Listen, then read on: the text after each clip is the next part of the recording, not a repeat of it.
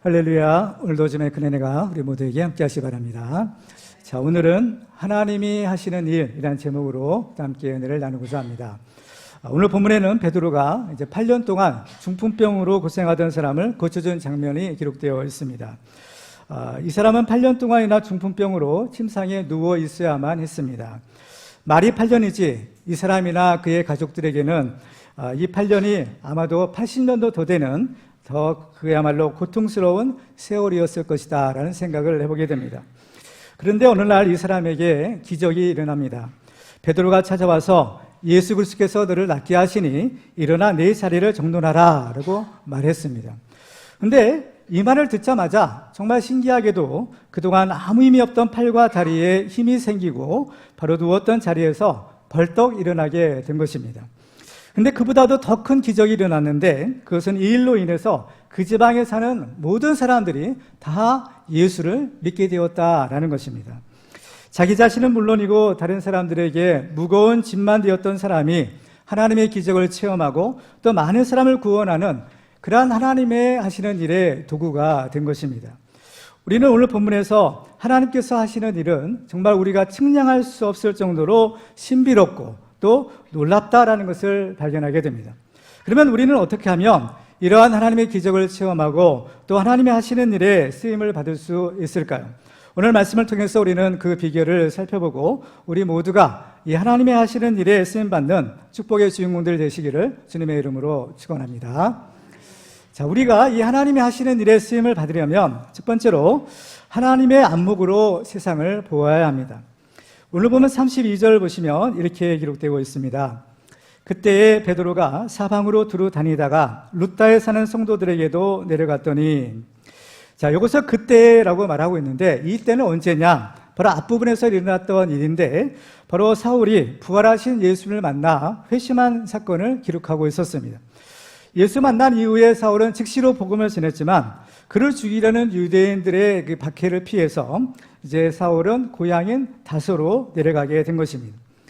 그래서 오늘 본문부터는 이제 베드로를 중심으로 이방 선교의 문이 어떻게 열리게 되었는가라는 것을 우리에게 알려주고 있습니다.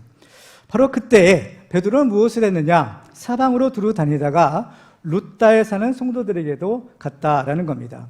화면에는 바로 이제 이스라엘의 이제 지도가 나오는데요. 본래 처음에 베드로는 예루살렘에 있다가 바로 사마리아라는 지역으로 가게 됩니다. 사마리아는 예루살렘 북쪽에 있는 지역인데요. 그 사마리아에도 바로 예수를 믿는 사람들이 생겼기 때문에 바로 베드로와 요한이 사마리아에 내려갔던 적이 있었죠. 이제 오늘 본문에는 이 베드로가 예루살렘에서 이제 좀 왼쪽으로 가는 거예요. 점점 그 전도의 범위를 넓히고 있다라는 것을 알게 됩니다. 그래서 왼쪽에는 룻다까지 가게 되고 이제 더 나아가 요빠와 또 그 위에 있는 가이사라에까지 가서 이방인 고넬료에게 복음을 전하는 그러한 베드로의 모습을 볼 수가 있습니다. 이것은 결국 예수님의 지상 명령을 성취하는 것이다 라는 것을 우리는 알 수가 있어요. 사도행전 1장 8절에 보면 예수님께서 제자들에게 말씀합니다.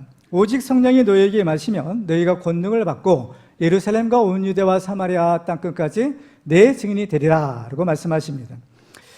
자, 이 명령이 주어졌지만 예전에 베드로를 비롯한 사도들은 예루살렘에서 유대인들에게만 복음을 전했던 것을 보게 됩니다. 그들은 스데반의 순교로 인한 큰 박해가 있을 때에도 바로 예루살렘을 떠나지 않았던 것입니다. 사도행전 8장 1절에는 그 장면을 이렇게 기록합니다. 그날에 예루살렘에 있는 교회에 큰 박해가 있어 사도 외에는 다 유대와 사마리아 모든 땅으로 흩어지니라 라고 했어요. 교회에 박해가 있어서 모든 성도들이 예루살렘을 떠날 때에도 베드로를 비롯한 사도들은 그 예루살렘에 남아 있었다라는 것입니다. 그런데 그 베드로가 이제는 예루살렘을 떠나 이방 땅을 다니면서 하나님의 복음을 전하고 있는 것입니다. 그러면 무엇이 이렇게 놀라운 변화를 가져오게 했을까요? 그 이유는 이 사도들이 이제 하나님의 안목을 가졌기 때문입니다. 그러면 베드로는 어떻게 해서 그 하나님의 안목을 가질 수 있었을까요? 그것은 바로 하나님의 안목을 가진 사울을 만났기 때문인 것입니다. 성경에 보면 베드로는 사울을 만났었다라는 것을 우리에게 알려주고 있어요. 바로 앞부분인 사도행전 9장 27절에 보면 이렇게 기록합니다. 바나바가 데리고 사도들에게 가서 그가 길에서 어떻게 주를 보았는지와 주께서 그에게 말씀하신 일과 다메섹에서 그가 어떻게 예수의 이름으로 담대히 말하였는지를 전하니라. 사울이 다메섹에서 이제 예루살렘으로 올라오게 되는데, 그때 이 바나바의 소개로 사울은 사도들을 만났던 것입니다. 사울이 어떻게 이 하나님의 안목을 갖게 되었는지는 앞부분에서 자세하게 설명을 했습니다. 사울이 다메섹 도상에서 부활하신 예수님을 만난 후에 이 사울은 앞을 보지 못하게 됩니다. 그렇지만 하나님께서 아나니아를 보내셔서 그에게 안수하셨을 때 그의 눈에서는 비늘 같은 것들이 떨어졌고 사울은 다시 보게 되었던 것입니다. 그 장면을 사도행전 9장 18절은 이렇게 기록합니다. 즉시 사울의 눈에서 비늘 같은 것이 벗어져 다시 보게 된지라. 우리는 지난 시간에 이 다시 보다라는 말이 단순히 다시 보게 된다는 의미보다는 바로 위를 보다라는 그 의미라는 것을 우리가 살펴보았습니다.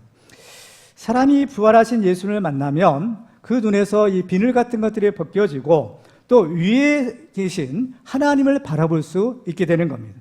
그러면 그 위에 계신 하나님을 바라본 사람은 그 하나님의 안목으로 이제 세상을 바라볼 수 있는 그러한 축복을 받게 되는 것입니다. 하늘을 높이 나는 독수리가 먼 곳을 볼 수 있는 것처럼 우리가 지극히 높으신 그 하나님의 안목을 가지게 되면 우리의 시야가 넓어져서 더 멀리, 더 넓게, 그리고 더 깊이 세상을 볼 수 있게 되는 것입니다. 베드로가 사울을 만났을 때 베드로는 사울에게서 이 하나님의 안목을 발견하게 되는 겁니다. 그 하나님의 안목으로 세상을 바라보면 사도들은 결코 예루살렘에만 머물러 있는 것이 아니라 그 예수님의 명령에 순종해서 이제 온 유대와 사마리아와 땅끝까지 이 복음을 전해야만 했던 것입니다. 자, 그러면 이제 사울을 통해서 이 하나님의 안목을 갖게 된 베드로는 바로 어떠한 관점으로 세상을 보게 되었는가? 바로 그것이 오늘 본문에 기록되어 있는 것입니다. 오늘 33절 말씀을 보시면 이렇게 기록됩니다. 거기서 에니야라는 사람을 만나매 그는 중풍병으로 침상 위에 누운 지 8해라. 여기에 이제 그 에니야라는 사람이 있었는데 이 사람은 중풍병으로 8년 동안 침상에 누워 있었다라고 성경은 기록합니다. 지금도 뭐 그런 경향이 없지는 않지만 옛날에는 사람들에게 생기는 어떤 질병이나 장애는 바로 죄 때문에 생긴다라는 그러한 생각이 많았습니다. 그런데 요한복음 9장을 보면 예수님께서 날 때부터 맹인된 사람을 고쳐주시는 장면이 있는데요. 그 장면을 요한복음 9장 1절과 2절은 이렇게 기록합니다. 예수께서 길을 가실 때에 날 때부터 맹인된 사람을 보신지라 제자들이 물어 이르되 라삐여 이 사람이 맹인으로 난 것이 누구의 죄로 인함이니까 자기니까 그의 부모니까.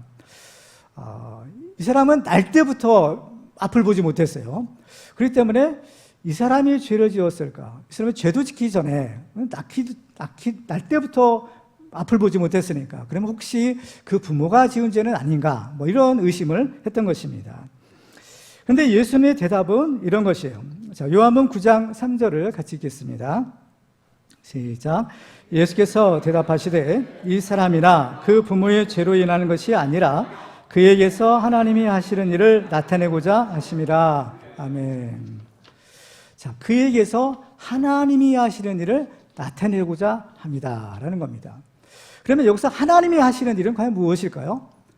물론 하나님은 많은 일들을 하시지만 가장 중요한 일이 있어요. 그 무엇인가 하면 우리로 하여금 예수를 믿고 구원받는 것입니다. 우리를 죄에서 구원하시는 것이 바로 하나님께서 하시는 가장 중요한 일인 것입니다. 그래서 하나님께서 역사하실 때, 우리를 구원하시는 그 일을 하실 때 바로 거기에 하나님의 영광이 드러나게 되는 것입니다. 결국 중풍병으로 고생하던 에니야는 바로 예수 그리스도의 이름으로 그 병고침을 받고 이로 인하여 그 지역에 사는 모든 사람들이 다 예수님을 믿게 된 것입니다. 하나님의 안목으로 중풍병에 걸린 이 에니야의 삶을 바라본다면 이 병을 통해서 하나님의 영광이 드러나고 또 그 지역에 있는 모든 사람들이 다 예수 믿고 구원받는 그러한 일이 일어나게 된 것입니다. 만일 에니야가 세상 사람들처럼 근시안적인 안목을 가지고 이 세상만 바라보고 살았더라면 그는 어떠한 소망도 가질 수 없었을 것입니다. 이것은 우리에게도 적용해 볼 수가 있는데요. 우리의 눈으로 우리의 문제를 바라보면 그 어떤 해답도 발견할 수가 없는 것입니다. 그렇지만 하나님의 안목으로 우리를 바라본다면 바로 거기에는 반드시 해답을 찾을 수 있는 것입니다. 그래서 하나님의 안목으로 나를 바라보고 세상을 바라보면 예전에는 미처 볼 수 없었던 것들을 우리가 볼 수 있게 되는 것입니다. 예를 들면 하나님의 창조로 인해서 이 세상이 시작되었고 또한 하나님의 심판으로 이 세상이 끝난다라는 것을 알 수가 있습니다. 그리고 하나님께서 나를 지으신 날인 생일이 있는 것처럼 언젠가는 이 세상을 떠나는 기일이 있게 될 것을 또한 알게 되는 것입니다. 그리고 더 중요한 것은 이제 하나님의 심판이 있는데 그 심판 후에 영원한 천국과 지옥이 결정된다라는 것입니다. 히브리서 9장 27절 말씀을 보시면 한 번 죽는 것은 사람에게 정해진 것이요 그 후에는 심판이 있으리니 라고 말씀하고 있습니다. 비록 에니야는 침상에 누워 있어야만 했지만 이것이 꼭 나쁜 것인가? 이 하나님의 안목으로 바라본다면 꼭 나쁜 것은 아닐 수도 있다라는 것입니다. 왜냐하면 우리는 이 세상에서 영원히 사는 존재가 아니라 바로 잠깐 왔다가 가야 하는 나그네 인생을 살고 있기 때문입니다.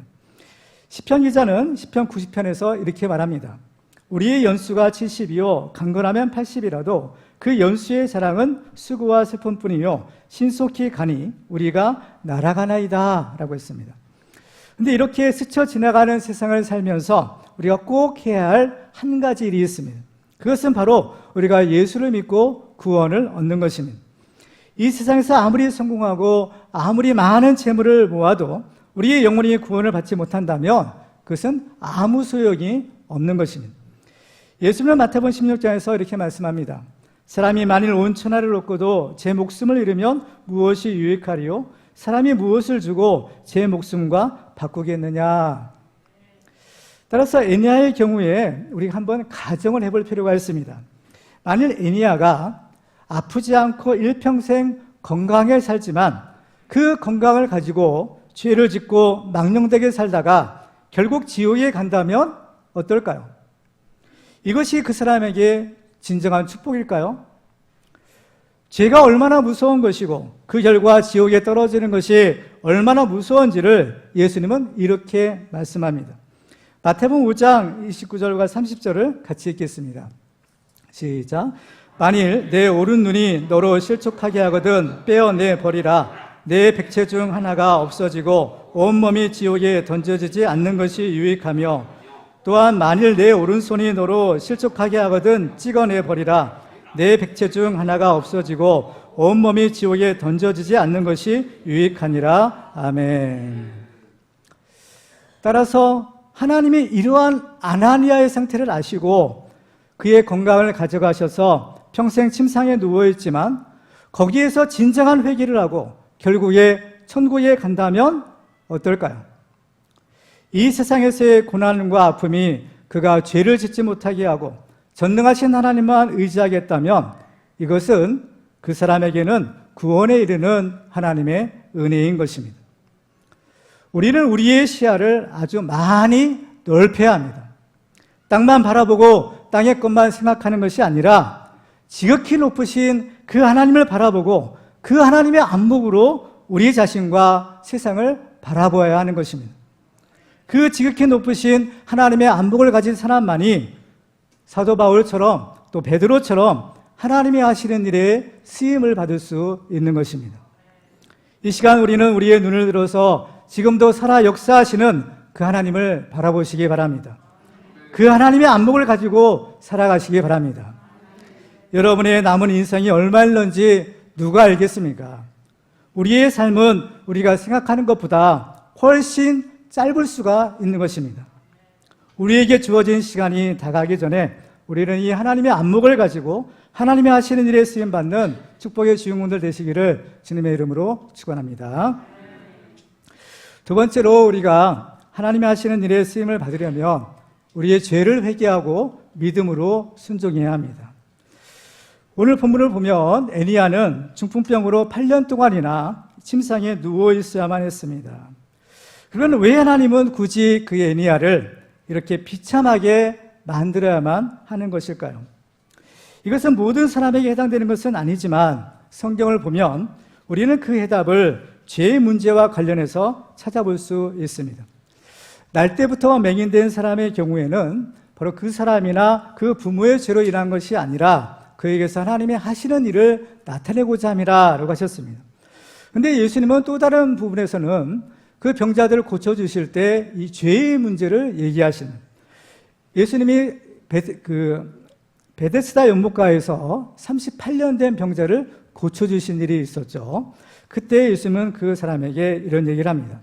요한복음 5장 14절을 보시면 그 후에 예수께서 성전에서 그 사람을 만나 이르시되 보라 내가 나았으니 더 심한 것이 생기지 않게 다시는 죄를 범하지 말라 하시니.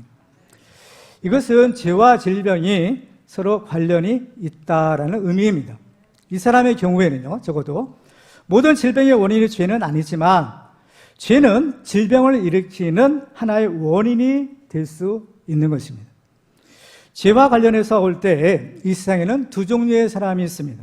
하나는 하나님께서 아예 포기하셔서 그 사람이 무슨 짓을 저질러도 아예 상관하지 않는 사람입니다. 또 하나는 하나님께서 죄를 짓지 못하시도록 아주 세밀하게 간섭하시는 사람입니다.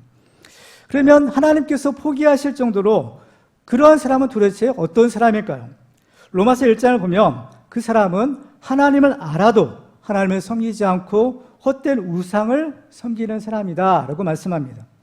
로마서 1장 24절과 25절을 보시면 그러므로 하나님께서 그들을 마음의 정욕대로 더러움에 내버려 두사 그들의 몸을 서로 욕되게 하게 하셨으니 이는 그들이 하나님의 진리를 거짓 것으로 바꾸어 피조물을 조물주보다 더 경배하고 섬김이라 주는 곧 영원히 찬송할 이시로다. 아멘.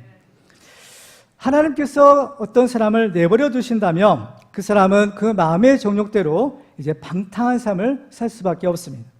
그래서 로마서 1장 28절에 보면 또한 그들의 마음에 하나님 두기를 싫어하며 하나님께서 그들을 그 상실한 마음대로 내버려 두사 합당하지 못한 일을 하게 하셨으니 라고 하십니다.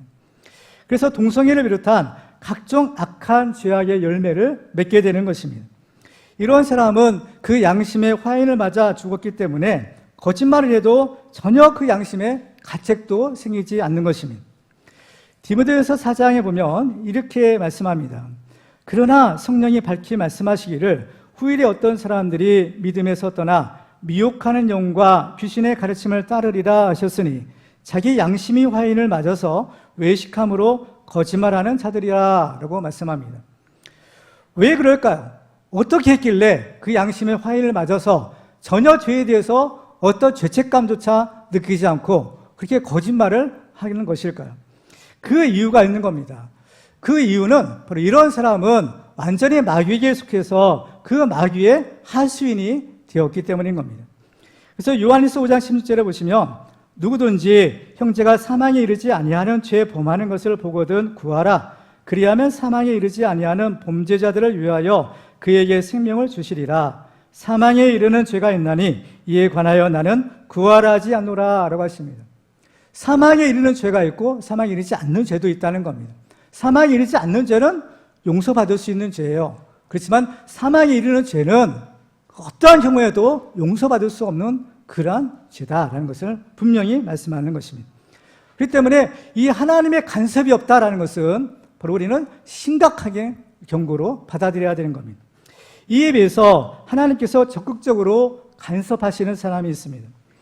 우리가 잘못했을 때 이 하나님의 징계를 받게 됩니다. 히브리서 12장 6절과 7절에 보시면 이렇게 기록합니다. 같이 읽도록 하겠습니다. 시작. 주께서 그 사랑하시는 자를 징계하시고 그가 받아들이시는 아들마다 채찍질하심이라 하였으니 너희가 참음은 징계를 받기 위함이라. 하나님이 아들과 같이 너희를 대우하시나니 어찌 아버지가 징계하지 않는 아들이 있으리요. 아멘. 조금만 잘못하면 즉각적으로 하나님이 지적하시는 사람이 있습니다. 그래서 뭐 몸이 아프다든지 일이 꼬인다든지 어떠한 방법이든지 하나님께서 그 사람의 죄의 문제를 알게 하시는 거죠. 왜냐하면 하나님이 우리를 사랑하시고 우리를 아들처럼 대우해 주시기 때문입니다. 그래서 하나님이 사랑하시는 사람은 죄를 지을 수가 없는 것입니다. 물론 죄를 짓지 않는 사람은 없겠죠. 이것은 뭐냐면은 설령 죄를 짓더라도 그 죄를 오래 품고 있을 수 없다라는 것입니다. 왜냐하면 그 죄 때문에 너무나 괴롭기 때문인 거예요. 다윗은 이런 경험을 했던 사람입니다. 시편 32편에서 다윗은 이런 고백을 해요. 내가 입을 열지 아니할 때에 종일 신음함으로 내 뼈가 쇠하였도다. 주의 손이 주야로 나를 누르시오니 내 진액에 빠져서 여름 가뭄에 마름같이 되었나이다. 죄를 품고 있을 때 이러한 상태였다라는 겁니다. 그래서 결국에는 어떻게 된다는 거예요? 그 죄를 회개했다라는 겁니다. 시편 32편 5절에 보면 다윗이 이렇게 고백합니다. 같이 한번 읽어볼까요? 시작. 내가 이르기를 내 허물을 여호와께 자복하리라 하고 주께 내 죄를 아뢰고 내 죄악을 숨기지 아니하였더니 곧 주께서 내 죄악을 사하셨나이다. 아멘. 그렇습니다. 그래서 하나님께 속한 사람은 이제 죄를 멀리하고 죄를 짓지 못하는 겁니다. 요한일서 5장 18절 말씀을 보시면 하나님께로부터 난 자는 다 범죄하지 아니하는 줄을 우리가 아노라 라고 말하고 있습니다.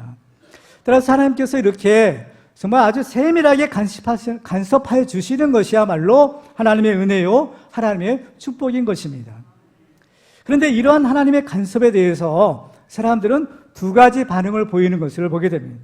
하나는 그 하나님의 은혜의 간섭이지만 그것에 대해서 반발하고 하나님을 대적하는 것입니다. 또 한 가지는 그 하나님의 뜻에 믿음으로 순종하는 것입니다. 구약 성경의 욥기를 보면 이러한 반응을 보인 대표적인 두 사람을 우리가 발견하게 됩니다.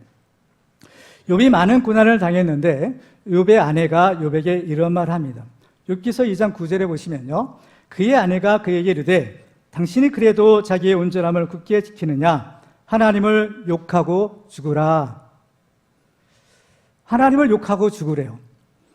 욥의 아내는 평소에는 하나님을 믿는 것처럼 보였습니다.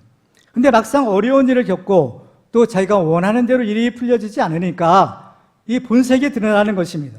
그것이 무엇인가 하면 하나님을 욕하고 죽으라라는 것입니다. 이 여자의 믿음이라고 하는 것은 하나님의 뜻대로 사는 것이 아니라 자기의 소견에 오른 대로 사는 것이었습니다. 그래서 자기의 뜻대로 이루어지지 않으니까 이제는 하나님도 부인하고 하나님을 대적하고 죽으라라고 말하는 것입니다. 이에 비해서 욥은 어떤가요? 욥기 2장 10절을 같이 읽도록 하겠습니다. 시작. 그가 이르되 그대의 말이 한 어리석은 여자의 말 같도다. 우리가 하나님께 복을 받았은즉 화도 받지 아니하겠느냐 하고 이 모든 일에 욥이 입술로 범죄하지 아니하니라. 아멘. 욥의 믿음은 이 모든 것들은 다 하나님이 하신 것이기 때문에 그 하나님의 뜻에 순종해야 한다라는 것입니다. 우리가 하나님을 믿는데 우리가 하나님을 믿는 것이 과연 무엇인가요? 우리가 하나님을 믿는다라는 것은 물론 하나님의 존재 자체도 믿는 것이지만 하나님을 우리가 온전히 신뢰하는 것입니다. 우리가 하나님의 뜻을 알든 모르든 하나님께서 하시는 일이라면 무조건 믿고 순종하는 것입니다. 바로 이것이 하나님이 인정하시는 참된 믿음입니다. 우리는 아브라함을 믿음의 조상이라고 부릅니다. 아브라함의 믿음이 하나님께 인정받는 믿음이었는데 아브라함의 믿음이 하나님께 인정받았던 사건은 바로 그 아들 독자 이삭을 하나님께 드린 사건이었습니다. 하나님께서 아브라함에게 내 사랑하는 독자 이삭을 바치라 라고 말씀합니다. 그런데 왜 그렇게 해야 되는지 이유를 알려주시지 않고 또 이 아브라함도 왜 그렇게 해야 되는지 이유를 도저히 알 수가 없었습니다. 그럴지라도 아브라함은 하나님께 묻지 않았어요. 내가 왜 그렇게 해야 되느냐라고 묻지 않은 겁니다. 하나님이 말씀하시니까 여기에도 하나님의 선하신 뜻이 있겠다라고 믿고 순종하는 것입니다. 그때의 장면을 창세기서 22장 12절은 이렇게 기록하고 있습니다. 같이 한번 읽어볼까요? 시작. 사자가 이르시되 그 아이에게 내 손을 대지 말라. 그에게 아무 일도 하지 말라. 내가 내 아들 내 독자까지도 내게 아끼지 아니하였으니 내가 이제야 내가 하나님을 경유하는 줄을 아노라. 아멘. 절대적인 신뢰입니다. 절대적인 순종입니다. 바로 이것이 아브라함이 하나님께 인정받는 참된 믿음의 증거였던 것입니다. 이 아브라함의 믿음에 대해서 히브리서 11장은 또 이렇게 증언하고 있어요. 아브라함은 시험을 받을 때 믿음으로 이삭을 드렸으니 그는 약속들을 받은 자로 돼 그 외아들을 드렸느니라. 그에게 이미 말씀하시기를 내 자손이라 칭할 자는 이삭으로 말미암음이라 하셨으니 그가 하나님이 능히 이삭을 죽은 자 가운데서 다시 살리실 줄로 생각한지라. 비유컨대 그를 죽은 자 가운데서 도로 받은 것이니라. 아멘. 아브라함은 이 하나님에 대한 믿음이 어땠느냐? 죽은 자를 살리시는 하나님, 그 하나님에 대한 부활신앙을 갖고 그 하나님의 말씀에 순종할 수 있었던 것입니다. 하나님을 믿는다라는 것은 또한 하나님께서 우리에게 허락하신 우리의 환경이나 조건에 대해서도 우리가 순종하고 받아들이는 것을 의미합니다.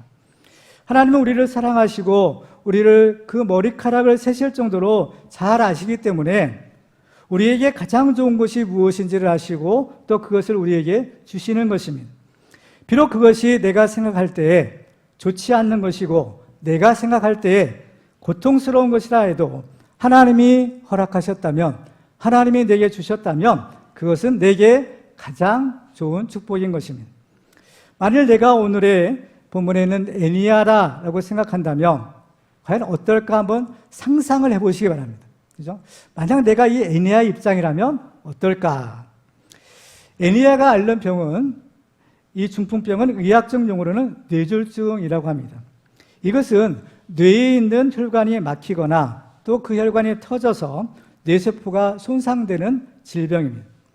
이 뇌는 이 사람의 신체에 대한 명령을 내리는데 그 뇌세포가 한번 손상이 되면 그 부분이 관장하는 신체의 마비가 발생해서 어떤 손이나 발을 쓰지 못하게 되는 겁니다. 이러한 질병은 오늘 본문에 기록된 그 시대뿐만 아니라 지금도 우리 주변에는 이러한 질병으로 고통을 당하고 있는 분들이 아주 많이 있는 것입니다.